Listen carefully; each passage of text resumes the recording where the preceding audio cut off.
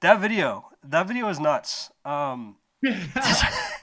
I had somebody send it in, and I don't usually watch a lot of the things that get sent in, just because there's a lot of it, and a lot of the times it's people I haven't even thought about, talked to, so I'm like, all right, I'm not gonna touch this. But someone sent it in, and I was like, all right, I've heard of Kevin before. A lot of my homies know him, so I was like, all right, let me check this thing out. And I got into it. I got like 10 seconds into it, and I just paused. I was like, all right, guys, we're Bro, 10 seconds in. Come on. the reaction was so entertaining because like me and John have both gotten to like a lot of our friends have watched this video, like people we know have watched this video, people who know the context of like what we've done before, like they're aware of it, but seeing you react with like blank slate, no idea what you were about to see. The whole time I was just like, oh, I can't wait for him to react to this and then this. Yeah. Yeah, Well, so it was great.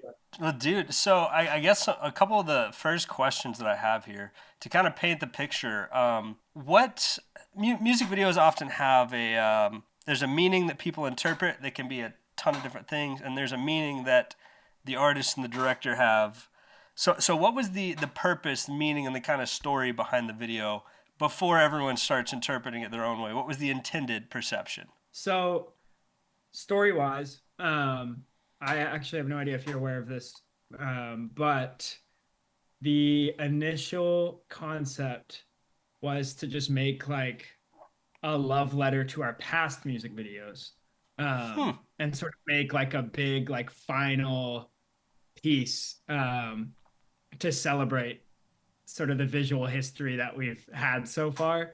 Because every single scene in that video is a reference to a past video from the moment that the cassette tape hits. And so the main concept is that this character kind of wakes up on the beach, doesn't remember anything, finds the cassette player, the headphones and everything, hits play, and it's like he's like reliving his memories a little bit in the form of like the past music videos. So like yeah, if you go back and watch all the old videos that we've done, you'll see like there's a scene of me on the SkyTrain, there's a scene of me on the car in that country road underwater, like all these things. It's all like in chronological order of each music video that we've done. Um, as a way to represent this character like fully like getting his memory back, and that's kind of shown in a more personal way in the projection scene, where Mm.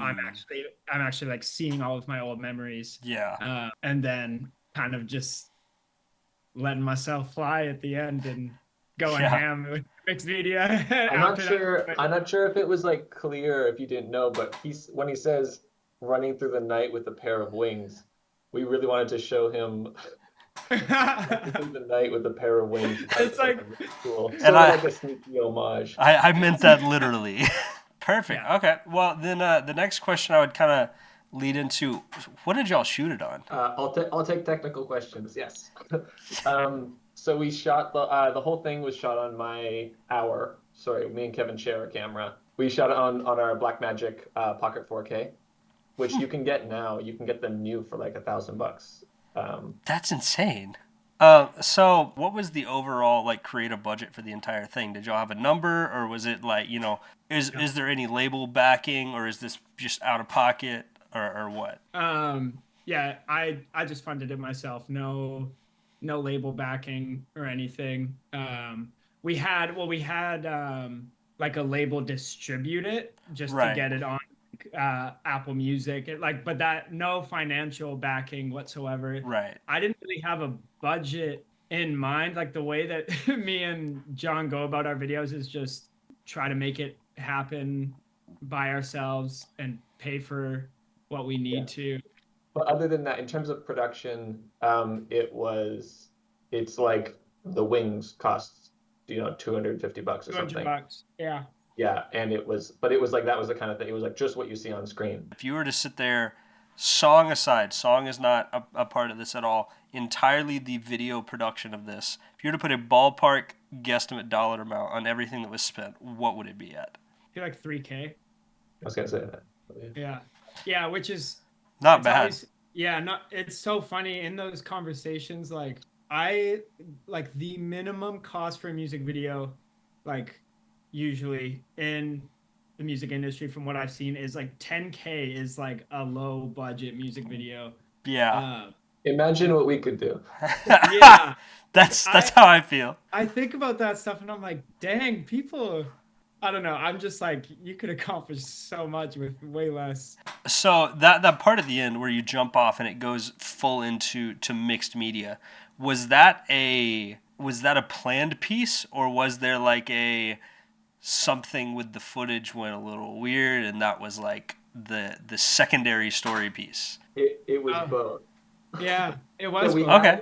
the sequence was he runs. We actually shot a bunch on the cliff when we were there for real of like shots of feet running. We had the wings and the white outfit and everything. So we shot some stuff with Kevin running, and then we're like, okay, and then we'll switch to like a VFX thing for the jump, Right. and then I'll do this like Unreal Engine 3D environment. Never done that before. Like I opened Unreal and done a few things, but like nothing of that scope. So I just like started messing with it and doing stuff, and it just didn't quite work. But we were gonna have the mixed media sequence be about 30 seconds or about 15 seconds in that flying sequence. It was a jump and then a fly, and then it was gonna kind of hit in Yeah. and like mixed media. And then as we were kind of doing it, we were like, I think we should just start. I think we pushed Which, the timing a bit. yeah, So we kept pushing we it. arranged it so the jump was later, and then the whole thing was mixed media. And Yeah, Solid. which like it's so funny because I remember being like in my room explaining when I had like the idea for the music video, I literally played the song and acted it out. And to me, in my head, the whole time, I always really wanted the whole flying sequence to just be mixed media. Like like from the jump, it's like it goes into it.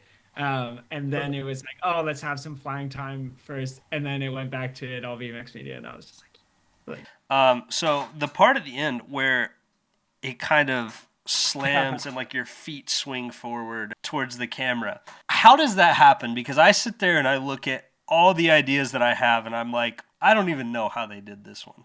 I need to say for John, like, because he won't say this himself. Like, I know how he did it, and I still watch that, and I'm like, don't understand it. Like, it's crazy, bro.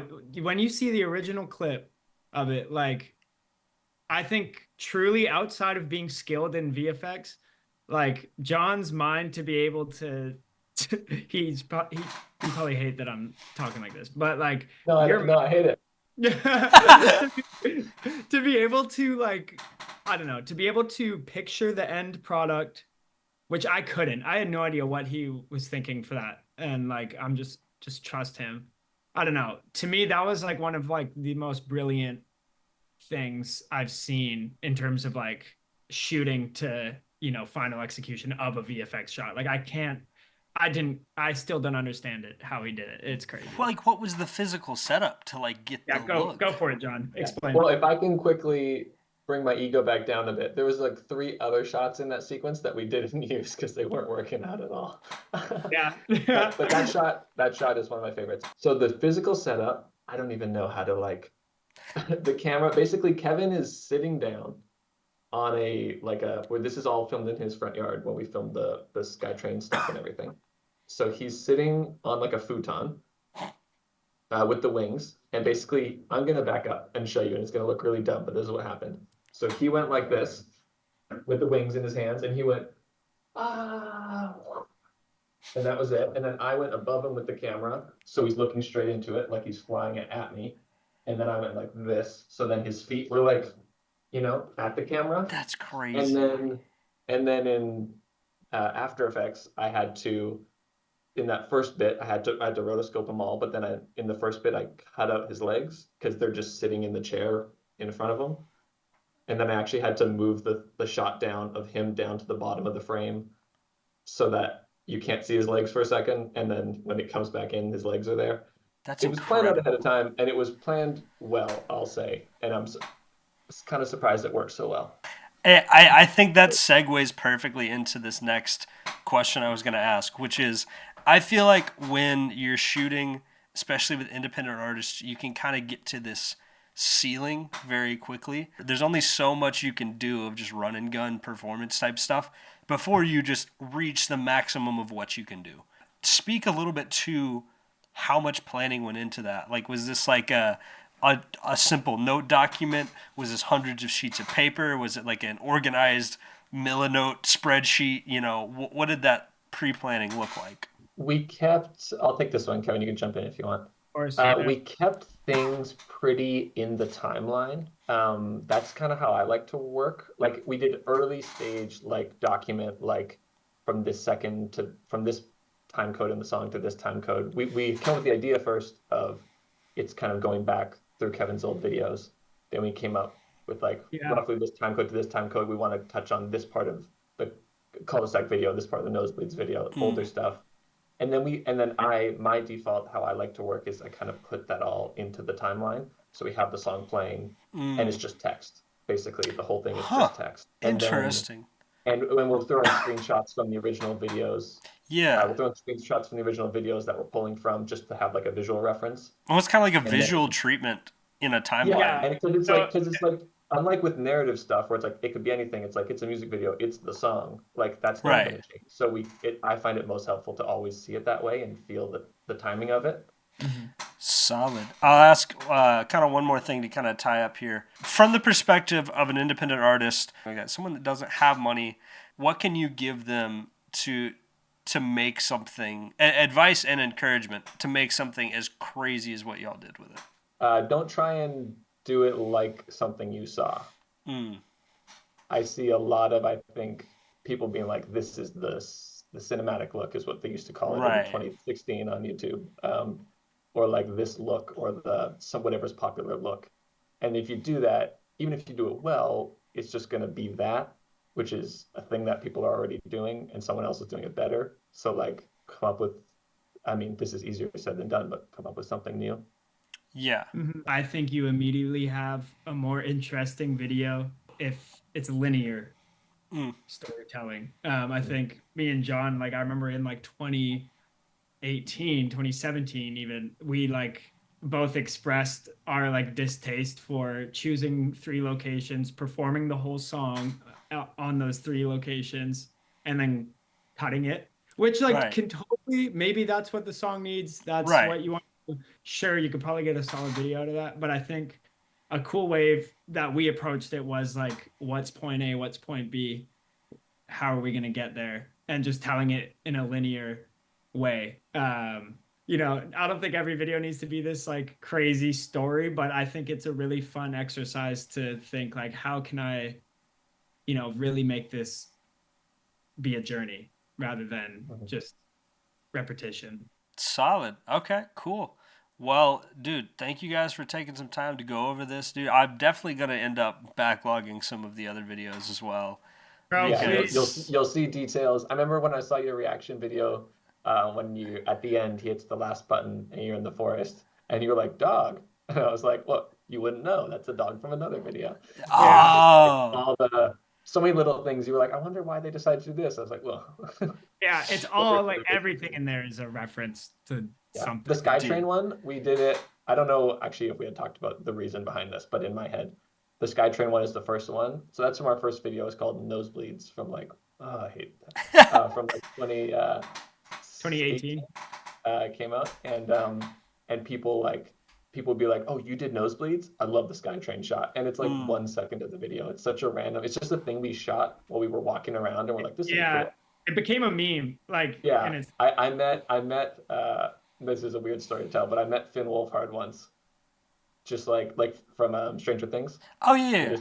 I just met him walking in Vancouver, and I was like, and he was like, "Are you the guy that did the Nosebleeds video?" And I was like, "Yeah." And he was like, "I love the SkyTrain shot," and I was like, "Okay." So I guess it became iconic without us trying. So that's incredible. Solid. All right, well, it's about to kick us off here, but appreciate you guys pulling up. I'll catch you around. Thank you, bro. Yes, sir. See y'all.